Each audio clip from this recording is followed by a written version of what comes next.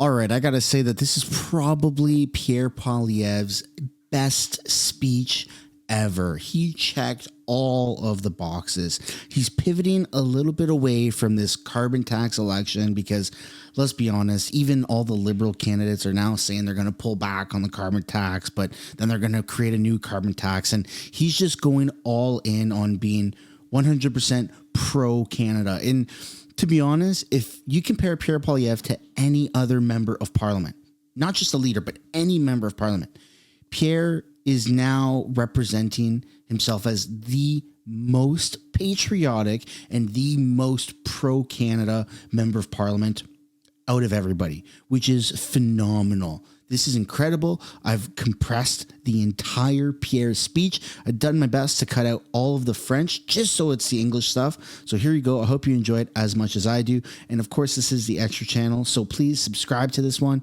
hit the like button. And without further ado, here's the speech. What an incredible crowd to have here. I heard that a snowstorm actually paralyzed Washington the other day, but here in Canada, our capital will never be prevented from celebrating its great national flag by a few snowflakes. I know there's a couple of questions that you have whenever Anna introduces me, so let's address them right out of the gate. First, what you doing with that guy? I don't have an answer.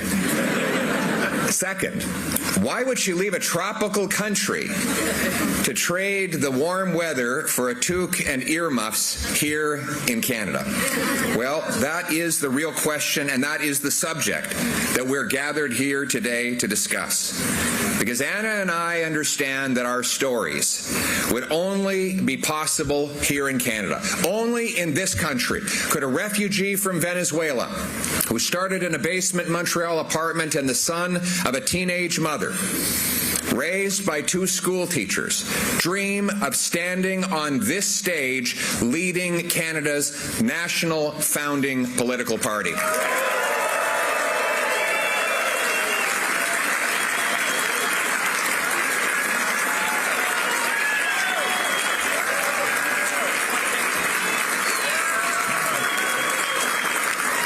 See, because that is the promise that this country makes to every Canadian, regardless of birthplace or background, that anyone from anywhere can achieve anything, that hard work gets you a great life with a beautiful house on a safe street, protected by brave soldiers under a proud flag. Anna and I are deeply grateful that this country made and kept us that promise. And it's actually why we've decided to get into this line of work and fight for it our entire lives, both of us very young when we did so. It's why that we've put our names on the line. We are in this fight today because we want to restore the promise the country kept for us and assure every single Canadian who works hard can experience the wonderful Canadian promise the country gave us.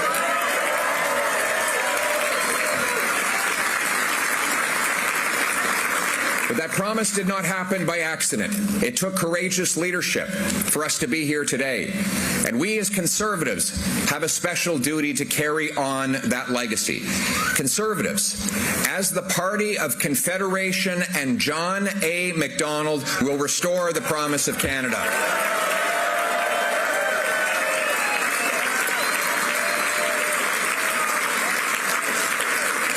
Our founding leader united our country from the Atlantic to the Pacific and warded off American designs to dominate our continent. In the words of our great first Prime Minister, Conservatives will fight, and I quote, to give us a great, a united, a rich, an improving, a developing Canada, instead of making us a tributary to American laws, American railways, American bondage, and American tolls.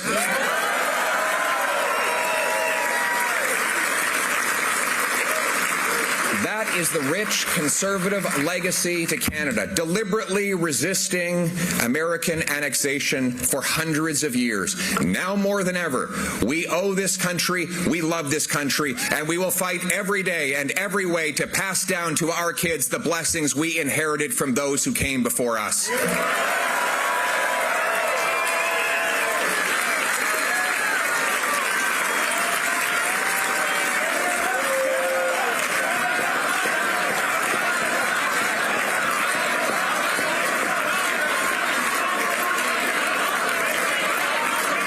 sometimes it does take a threat to remind us what we have, what we could lose, and what we could become.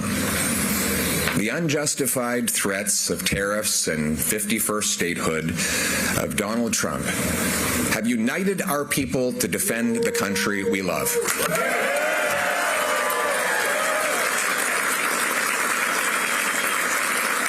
We must respond with strength, and strength means leverage. America has leverage, and we have leverage. I will use that leverage. Retaliation is only the beginning. Yes, we need to retaliate. If they put tariffs on our steel and aluminum, I will put tariffs on their steel and aluminum. If they hit us with generalized tariffs, we will respond dollar for dollar. Yes, we will carefully target American goods that we don't need, can produce ourselves, or we can get elsewhere to maximize the impact on Americans while minimizing the impact on ourselves.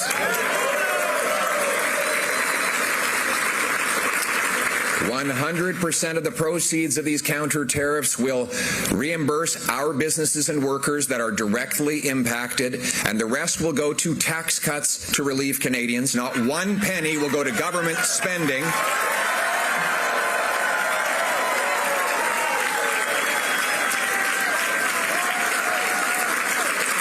We cannot use this crisis as yet another liberal excuse to raise taxes or to do money printing, spending, which will only cause inflation.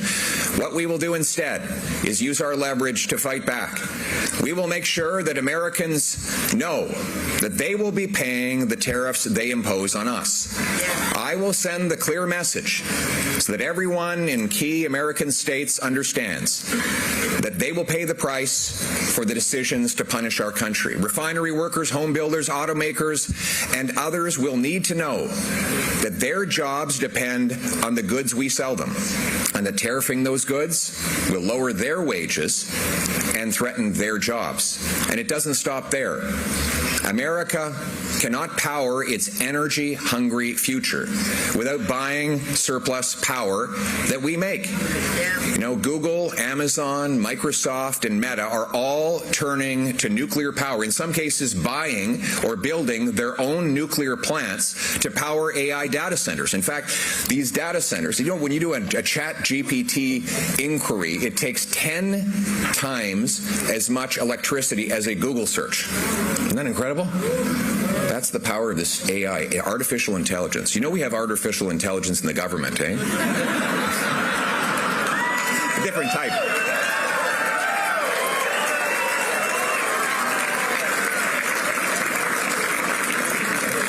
The Americans will need nuclear, natural gas, hydro that can power those centers. And we have cold weather here that reduces the cost of cooling them. We can leverage that power while protecting our people. Americans need our radar, surveillance, ongoing cooperation to keep us both safe against intercontinental and supersonic missiles and other threats. They need our minerals, uranium, oil, and gas. Finally, we must remind our American friends that a trade war will simply reduce the funds both our countries have for our shared North American defense. It will make us less safe. As Winston Churchill said, though, you can always count on the Americans to do the right thing after exhausting all other possibilities.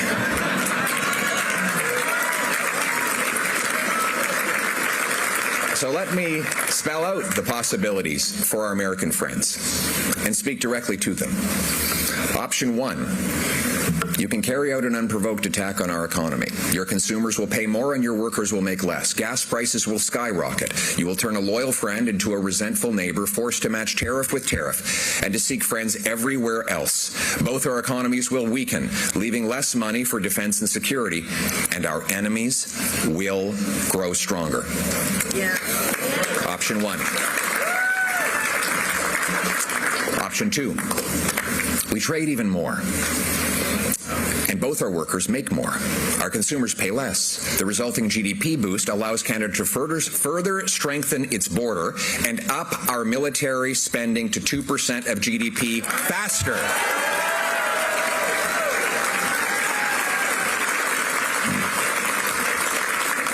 We stop fentanyl, terrorists, supersonic missiles, and other threats. We team up against the unfair trading practices of other countries. Both America and Canada separately, will end up safer, stronger, and richer as a result.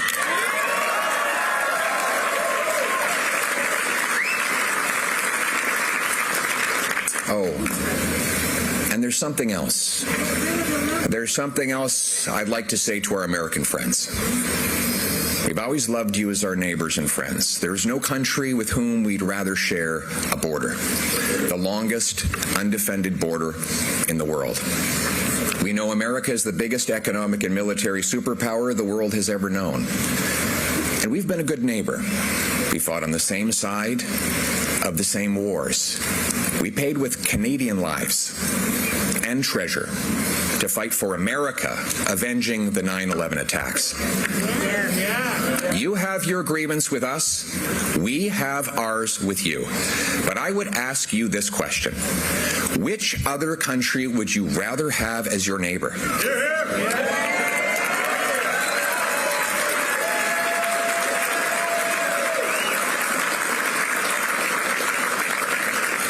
And if Canada is not your friend, who is? See, the problem is at times we might be too polite, soft-spoken, and humble for our own good. We are slow to anger and quick to forgive, but never confuse our kindness with weakness.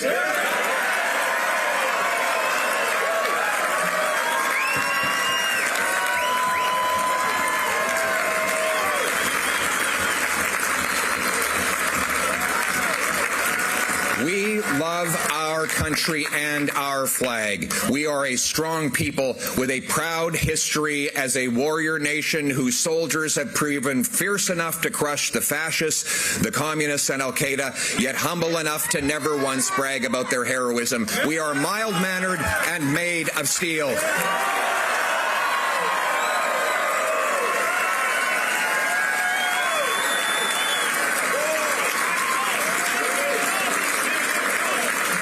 So let me be clear. We will never be the 51st state. We will bear any burden and pay any price to protect the sovereignty and independence of our country.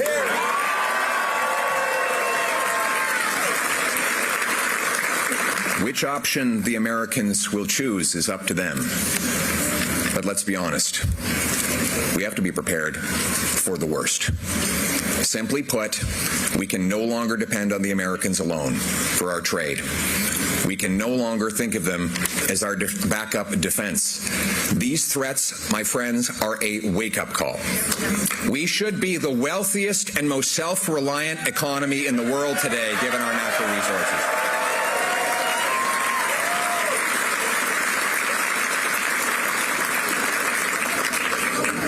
But instead, here we are.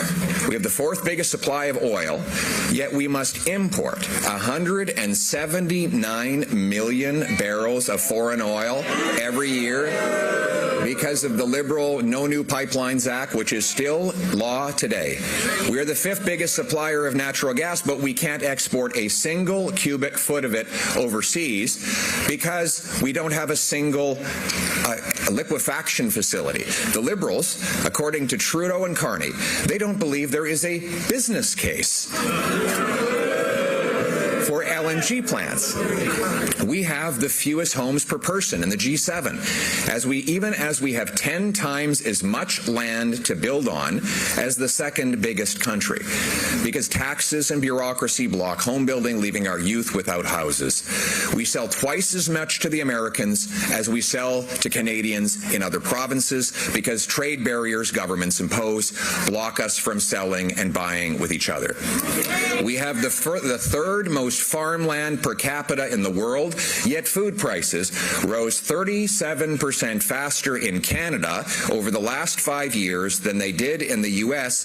because the Carney-Trudeau carbon tax on farmers and truckers rose the price. Now, Now, what have the Carney-Trudeau Liberals done about this? Well, they doubled the debt. They doubled housing costs. They doubled food bank lineups. They blocked Canadian energy in favor of dirty dictator oil. They raised taxes on work and investment and have driven an astonishing, eye-watering $500 billion to the United States in Canadian investment that now pays to create American jobs. All of this before a single tariff was applied. Now, Liberals would like to instrumentalize the tariff threat to distract from the record of the Carney-Trudeau Liberals over the last 9 years. They say that we should just forget about all the damage they've done to our country because of the tariffs that might be coming down the road. In fact, the opposite is true. Think of it, my friends. If Carney-Trudeau policies did this much economic harm before tariffs, imagine the devastation they would cause after tariffs. We need a Prime Minister who will put Canada first, our workers, our businesses, our economy, our borders, our military.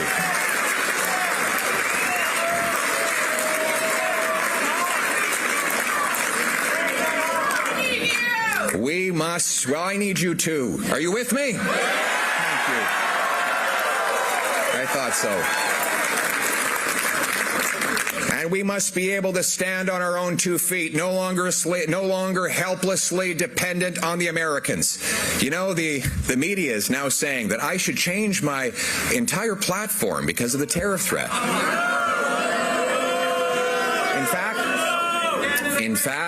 In fact, the Trump tariff threats have proven conservatives right on everything. It's true. Everyone now admits, or they claim to admit, that conservatives were right on the Liberal capital gains tax hike, that conservatives were right on the carbon tax, on pipelines, on LNG, on fentanyl, the borders, immigration, and the need to celebrate rather than cancel our proud history and country.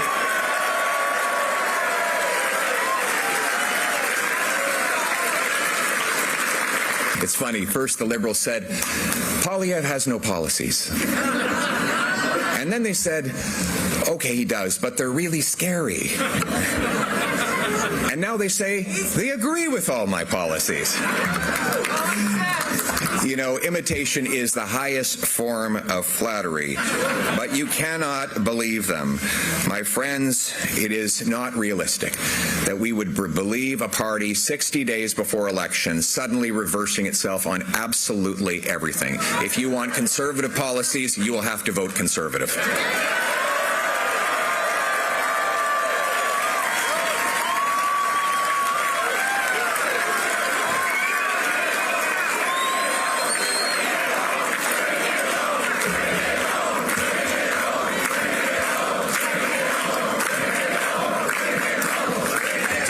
Take the carbon tax. Take the carbon tax. Yeah, and you know what to do with it. You know, before the tariff threats, we were talking about a carbon tax election. But now with these threats, I have to concede I've had to reflect on whether it is a top-of-mind issue. And after much reflection, I have concluded that the carbon tax will be an even bigger issue in the coming election than we thought. Combining Trump's tariffs with Carney's carbon tax will decimate our industries and destroy the jobs of our workers.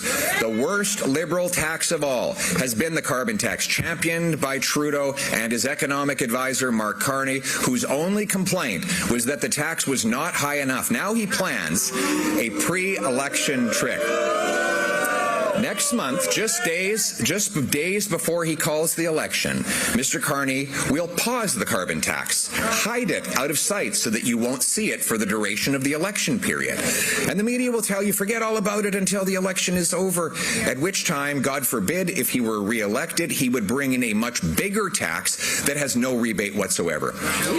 He said just a few days ago that he doesn't want to, quote, axe the tax. He wants to change the tax. Right.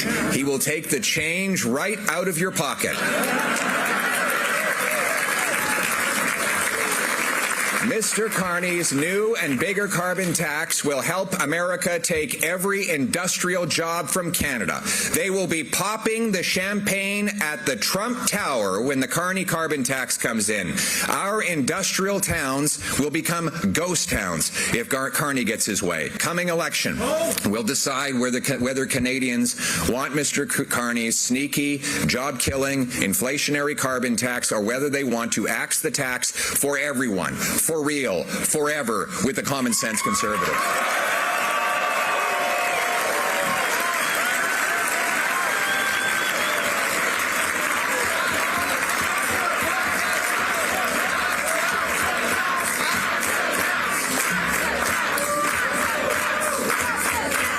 I know Mr. Carney is going to try to plagiarize my policies right before the election, policies he has long opposed.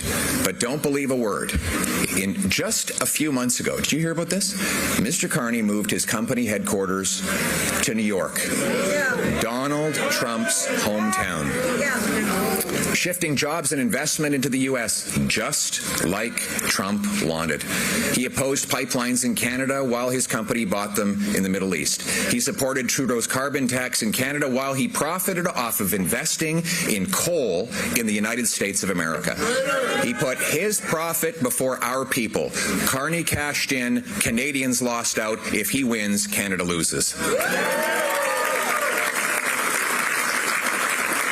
But Canadians will win, and we will do it with a new Bring It Home economic plan. We will bring home our jobs, investment, and companies and break our dependence on the United States. We will unleash a fierce free enterprise economy to bring home control of our economic future from outside forces. We will stand on our own 2 feet, be masters of our own destiny, and be in charge of our own future. This is only the beginning. We will go ahead with the biggest and most patriotic tax cut in Canada's history, the Bring It Home tax cut. It will lower taxes on energy, work, home building, investment, and making stuff in Canada. We will axe the sales tax on new homes, saving you $50,000 and sparking 30,000 extra homes built every single year, which will mean more jobs for our carpenters, plumbers, electricians, and trades workers.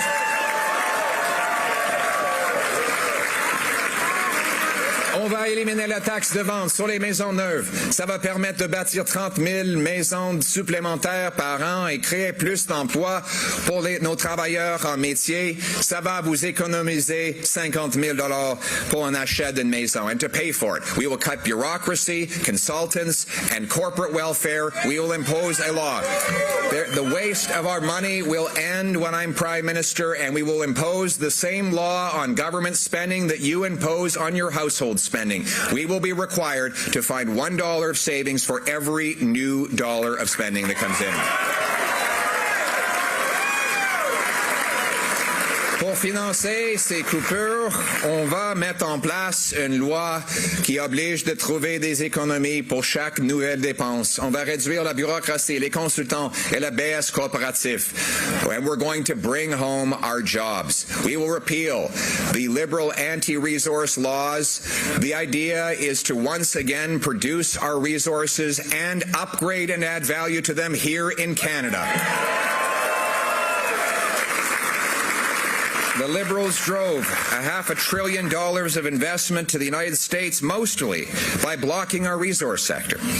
They did this with the No New Pipelines Law, C-69, that has blocked the Energy East pipeline, blocked the Northern Gateway pipeline, and countless other projects. In fact, much worse than that, this is the situation we're in. I want you to paint this picture here. Not only can we not sell our oil to the world, we can't even sell it to ourselves. Do you know that the oil that Quebec imports from Alberta has to go through the United States of America, and if we ever got into a real trade dust-up with the Americans, they could even cut off the supply of our oil to ourselves. Now, why is that? Because they blocked the east-west pipeline that would have bound our country together and allowed us to sell Western oil to Eastern markets. Mr. Trudeau, with his economic advisor, Mr. Carney, said also that there is no business case to sell gas to countries like Germany, Japan, Greece, and others that were begging for it.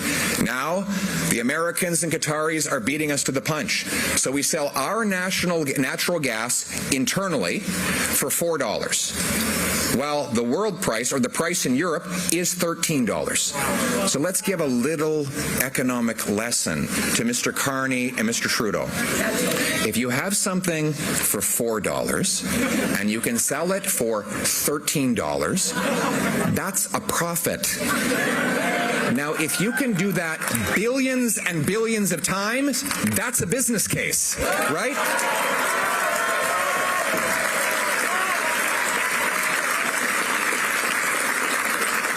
This all raises the question. I have a serious question for you. Think about this. Do you think that we could build the Canadian Pacific Railway today? Or would there be some squeaky, radical protester chaining himself to a tree like Minister Guilbeault?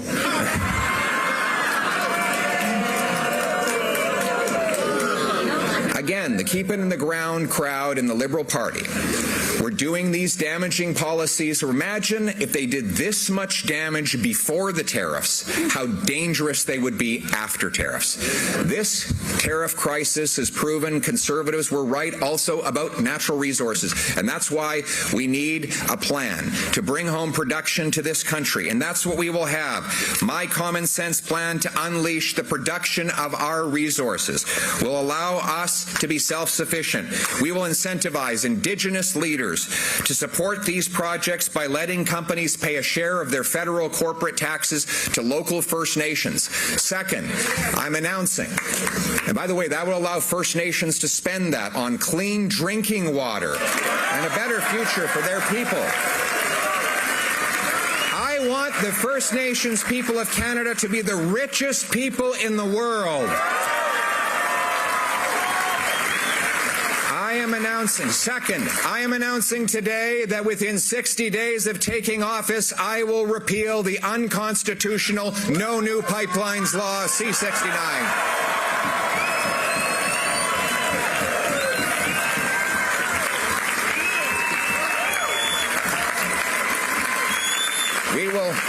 We will replace it with a new law that protects nature and gets projects approved within a year of an application. Third, I will rapidly approve LNG plants, pipelines, mines, and other key projects.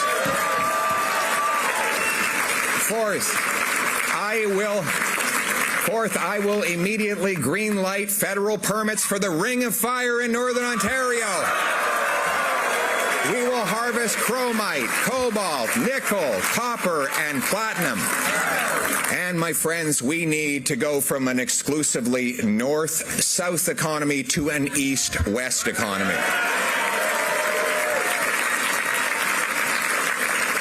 So let me say clearly and unapologetically in French and in English, I support a national west-to-east pipeline from the prairies to St. John, New Brunswick. We must have the courage and the backbone to stare down eco-fanatics who will stand in the way and favor foreign oil instead. I stand with the 74% of Quebecers who support building pipelines to transport oil and gas.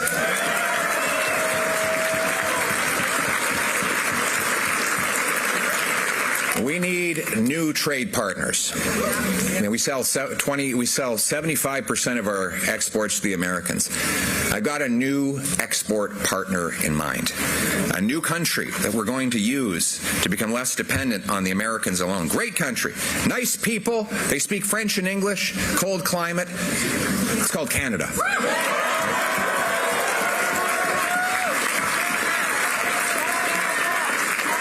right now we have tariff barriers between our provinces that are almost as big as the one that President Trump is threatening. That's why we sell twice as much to the Americans as we do to ourselves. This is madness, my friends. Within 30 days of becoming Prime Minister, I will bring together the premiers with the aim to remove the hundreds of pages of carve-outs and exemptions in the Canada Free Trade Agreement that slow or stop goods from moving from province to province. We will set up a blue seal test and trade that provinces test and licensing process so that provinces can accept and allow doctors and nurses from all across the country. And furthermore, we need to allow the 20,000 immigrant doctors and 32,000 immigrant nurses to quickly take a test and get to work, reducing wait times in our hospitals.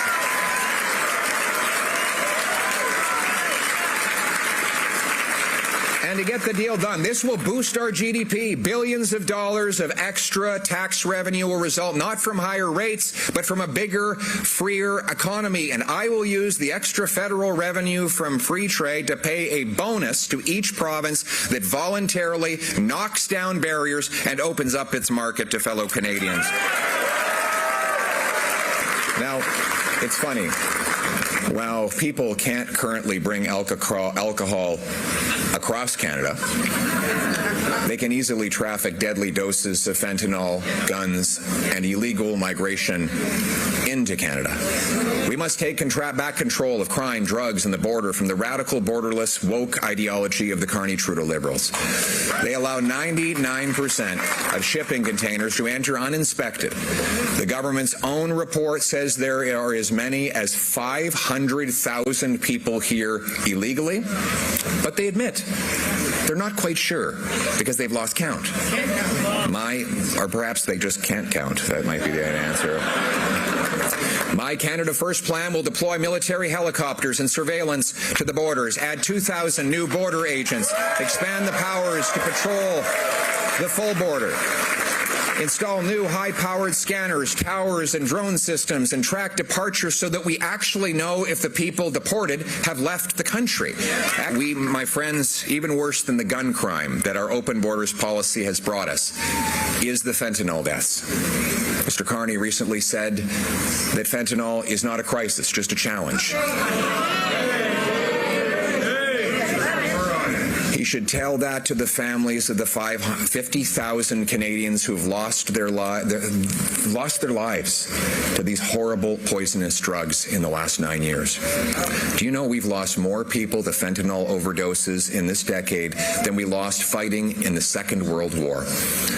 The Liberal laws C5 and C75 allow drug kingpins out on easy bail and house arrest. They've legalized fentanyl possession and given out tax-funded opioids that ultimately get resold to children. They ban you from using a plastic straw, but allow you to use cocaine. So next time you're snorting up, just make sure you use a paper straw to save the world.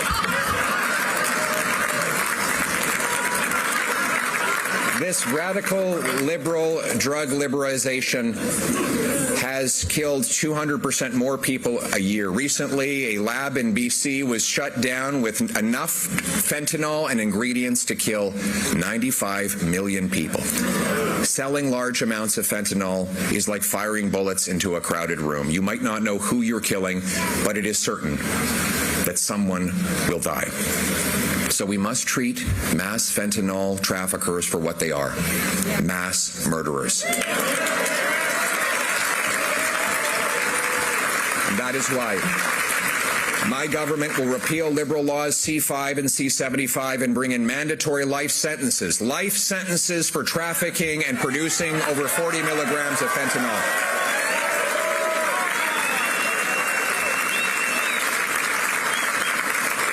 40 milligrams is enough to kill 20 people. We will lock up and throw away the murderers who are killing our families.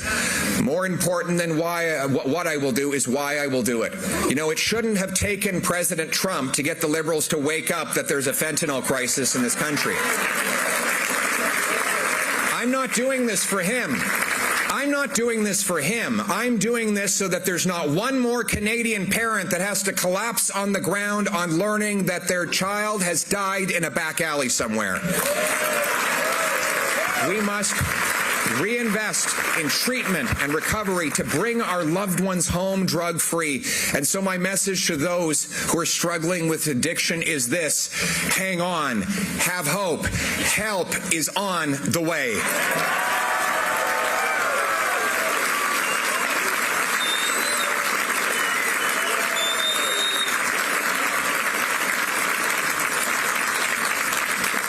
We will protect our people, our soils, our skies, and our seas. We will stand on guard for our people at home and around the world. Our military will protect our national interests by carrying our weight in North America to secure and leverage more trade with the U.S., all while becoming less reliant on them for our defense. After 9 years of liberal incompetence and disdain, our military is weakened and our allies no longer respect us.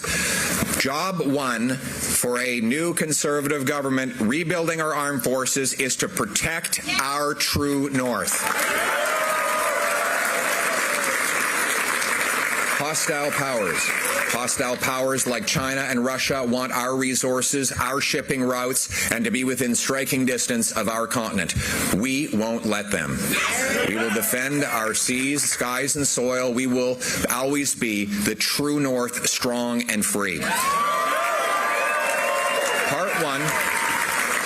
Part one of our Canada First plan for our north will add 2,000 more Canadian Rangers, our eyes and ears in the north. They will deliver 4 heavy icebreakers for the Coast Guard and the Navy, and we will establish Canada's first permanent Arctic base since the Cold War, CFB Iqaluit.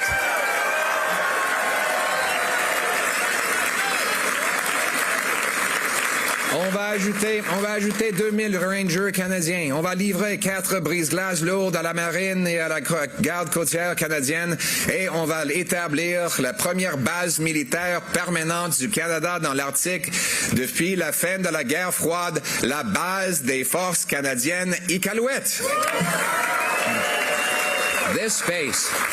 This base will host the new F-35s and Poseidons, the aircraft that will detect, deter, and if necessary, destroy threats in the north. The base will also help NORAD protect our continent. We will cut red tape and speed up delivery on already planned missiles, refueling aircraft, upgrades to the forward operating locations in Inuvik, Yellowknife, Goose Bay, early warning aircraft, new submarines, tactical helicopters, and new satellite ground stations will protect our Arctic and all Canadians.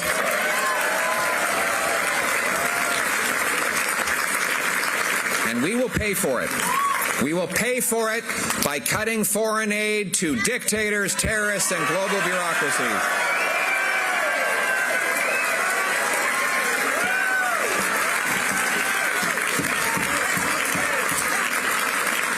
Canada will honor its men and women in uniform. The patriotic men and women of these forces will have the tools they need to defend our country, and our military will be guided by a warrior culture and not a woke culture.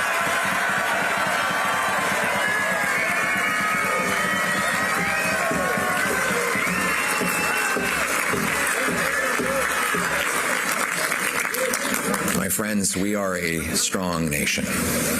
No outside force can stop us unless we let them.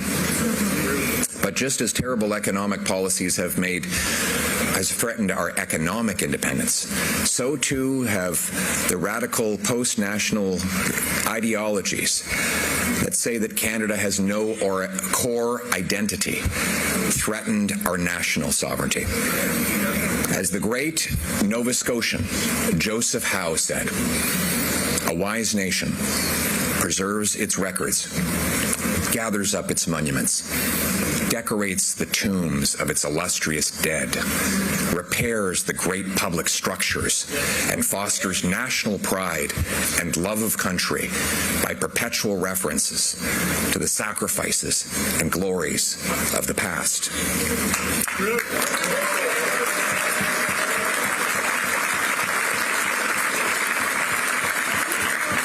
We will end cancel culture and stop the war on our history.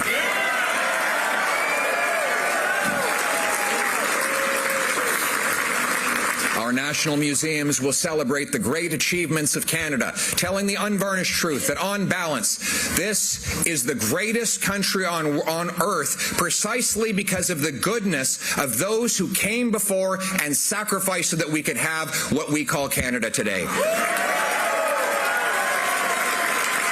We will celebrate. We will celebrate rather than tearing down our heroes in history. We will defeat this insidious and divisive cancel culture that sought to destroy our national pride and monuments. They've even tried to destroy the great founder of this country, John A. Macdonald. Well, I've got a message for them.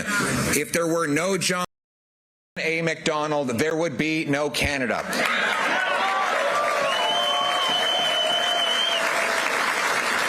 Under a Conservative government, I promise you we will build new statues and name new public structures after the great founding Prime Minister of our country.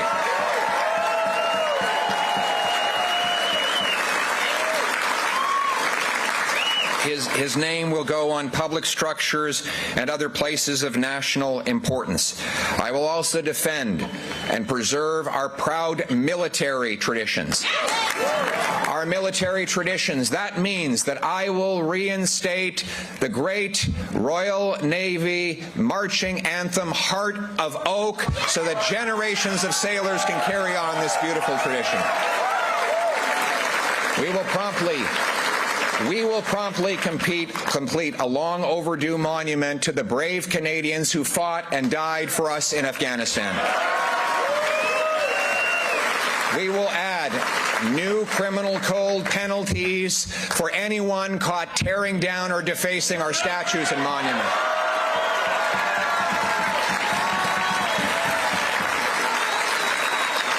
And then there's our passport. We will restore Terry Fox, Vimy Ridge,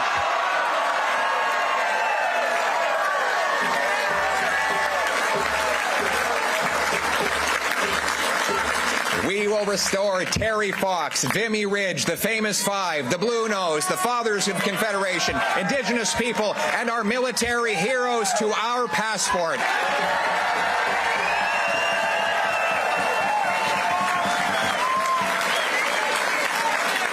Our heritage and citizenship departments will be using a policy of promoting our common national identity. That will be embedded in our immigration policies, in our heritage policies, and in everything we do. The goal is not to erase differences, but to bridge them.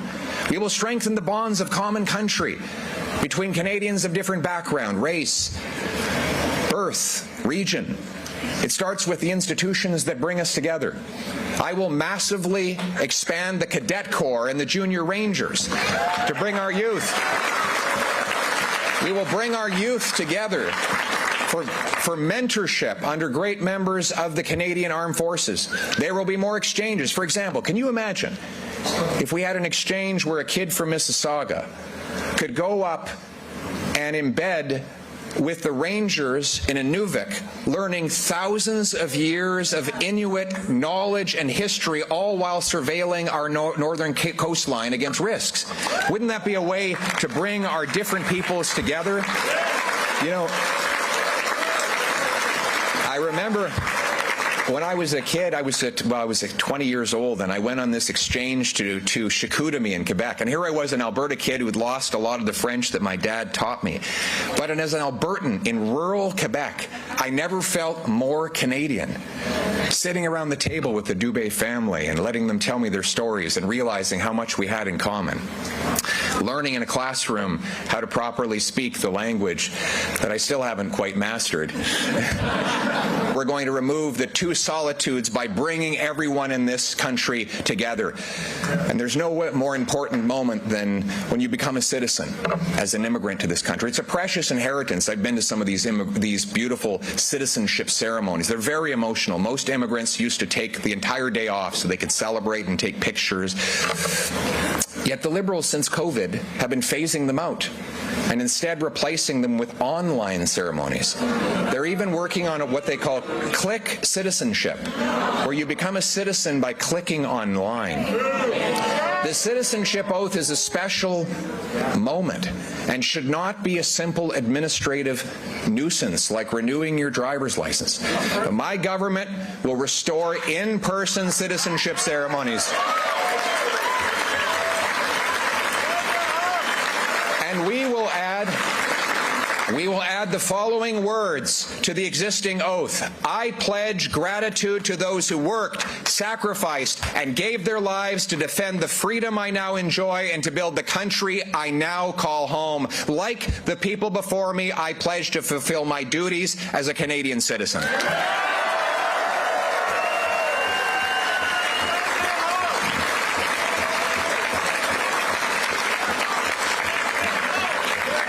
We have seen the government divide people by race, religion, gender, vaccine status, and more. No wonder hate crimes are up 251% in 9 years. Places of worship are firebombed and shot at. And for the first time, the world's problems are spilling onto our streets. That must end, and when I am Prime Minister, it will end.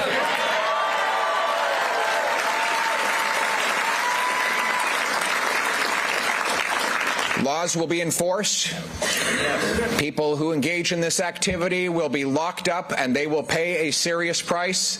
Those who are visiting the country on a visa and are not citizens or permanent residents that engage in hateful violence will be deported from the country.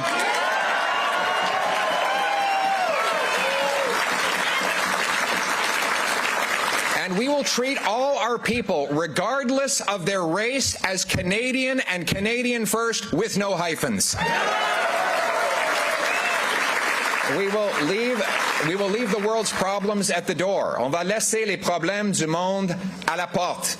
Ours is a nationalism not based on bloodlines, birthplace, or background.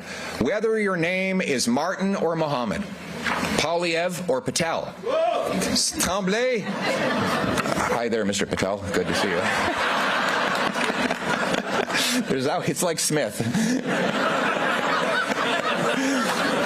Or like Tremblay. Tremblay ou Tang, Singh, Smith or Steinberg. Whether you're from Tuktoyaktuk or Trois-Rivières, Okanagan or Aramato, Calgary or Cavendish, we are all Canadians and Canadians first.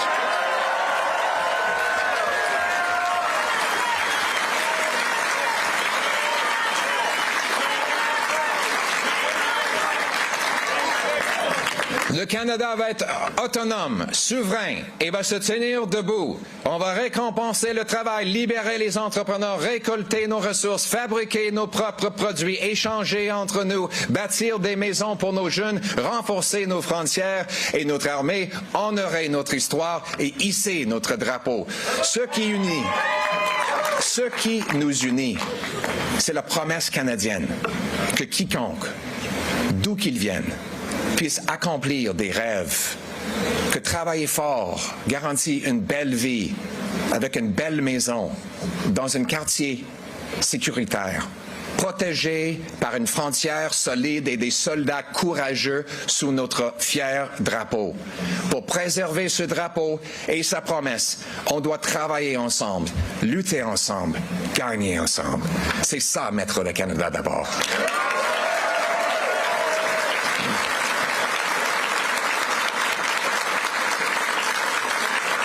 We will be a self-reliant, sovereign country that stands on its 2 feet. We will reward work, unleash entrepreneurs, harvest our resources, make our own goods, trade with each other, build homes for our youth, rebuild our borders and military, honor our history, and raise our flag. What binds us together?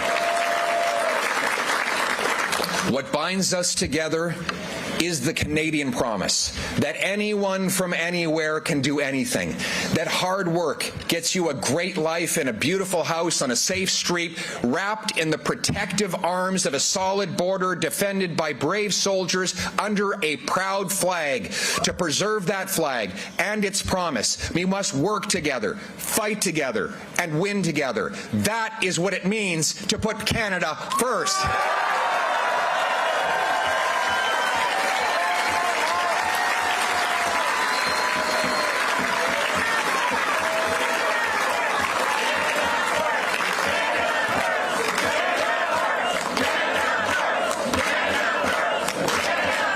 I warn you, it will not be easy. We may have very hard days ahead. But I have a question. Do you think making Canada was easy? Do you think it was easy for the Inuit to sleep in homes of snow, pull dinner out of the icy waters, and survive thousands of winters in minus 45? Do you think it was easy to drive the spikes into the Canadian Pacific Railway, into the frozen ground, through the rock, muskeg, and mountains? Chinese laborers, under brutal conditions, forge a ribbon of steel that unites east to west. Do you think it was easy for the Canadian teenagers living in frozen, rat-infested trenches only to run out towards flying metal to attack and beat the Germans in World War I, as their sons and daughters would again do in World War II?